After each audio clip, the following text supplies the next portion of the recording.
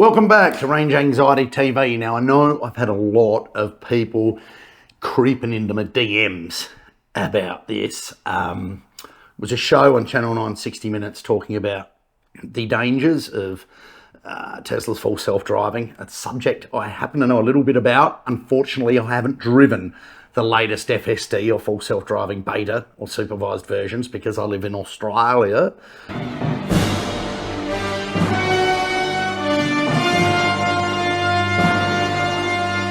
And our politicians have decided that it's too cool for us, so it's an America and pretty soon Europe only thing. But it was a hit piece done by the New York Times. I mean, you know, you go against current media, the current media are going to go against you, so that's understandable, even if you have a Space Wizard wand. And it was all based on what happened with Autopilot and the first iterations of full self-driving that Tesla brought out in 16, 17, 15, basically 10 years ago. And it was saying it was dangerous, and they were probably right. I mean, I remember back then, Autopilot drove like a drunken teenager at best. And yeah, it was never designed to be anything but a driver assistance system. Like, you put your hands on the wheel, you put your Space Wizard wand down, you put your hands on the wheel, and you drive the car and it assists with steering. Be ready to take over at any time. Do not fall asleep. Do not make YouTube videos whilst in action. Obviously, legislation has tightened up a bit since then, and, you know, the cabin camera watches your eyes now, and if you like this, rather than being like that, it'll disengage and scream at you and so on. Very few people understand how full self-driving works, and it is, if you're a tech head, stay on. If you're not, turn off and watch something else, you know, something like, yeah, just something not cool like this. How does it work? Well, most people think, traditionally, an Autopilot or full self-driving or driver assistance system, and I think every other one in the world other than Tesla's works, with lots and lots of lines of code. Programmer sitting there. So when the car's driving along, it looks out its cameras and its radar, and if there's a car on your left, you must not go left, proceed straight ahead, then look right. If car on right, do not go there. Sign coming up. Please begin to slow down and stop. You see what I mean? There's a lot of if-then loops. It's a mass of code.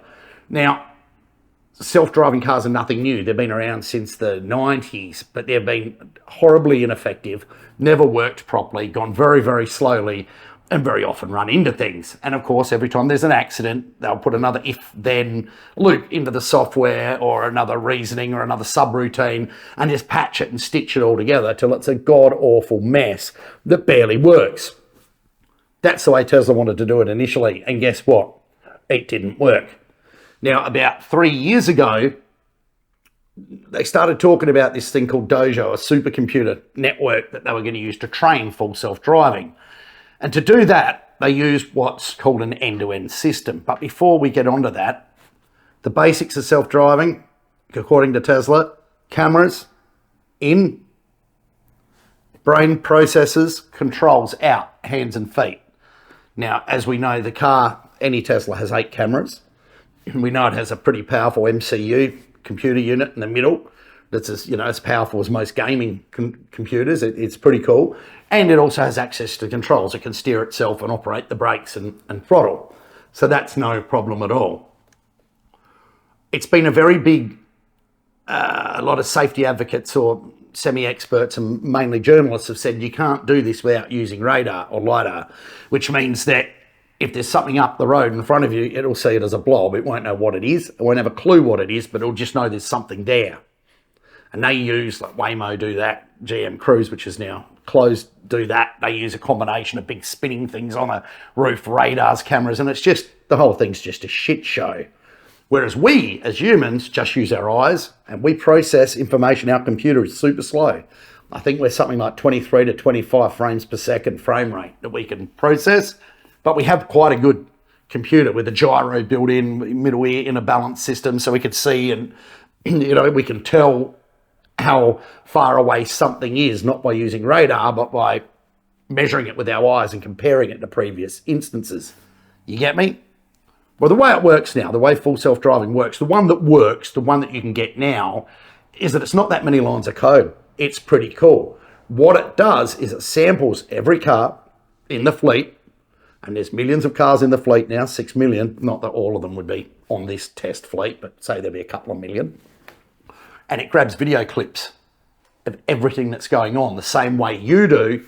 And it's designed so that if this is the software, we put raw video clips in one end, the neural network processes them and puts controls out into the car at the other end, all without stacking up these big lines of code.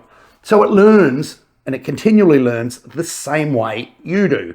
You approach a corner a little bit too fast and go towards a white line, you will know, oh, I won't do that again. Now, a computer can't make the decisions quite as well as we can, so there's got to be people involved called data labelers, and every single clip that gets processed by the neural network is marked as a good or a bad. Do this or don't do this. And I think there's levels of good and bad, right?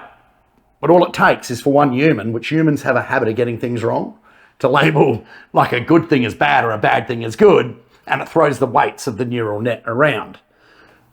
Won't be a problem though, because the more and more clips it trains on, the better and better it gets, and the more the bad gets filtered out of it. At the point where you can drive around Los Angeles or San Francisco for an hour, I've seen some clips, without touching the controls at all. And the car knows how to perform complex traffic maneuvers, do all sorts of things, park itself, just with you as a passenger. And it won't be long before it's better than any human driver. So when you watch what the media says, understand that very few of them know anything about software. Very few of them know anything about cars. Very few people at all, including me, really know anything about neural nets and end-to-end video processing, and believe that what was unbelievable 10 years ago is actually happening right now, and what a time to be alive. So, as Quato said in Total Recall, open your mind. And thanks for watching.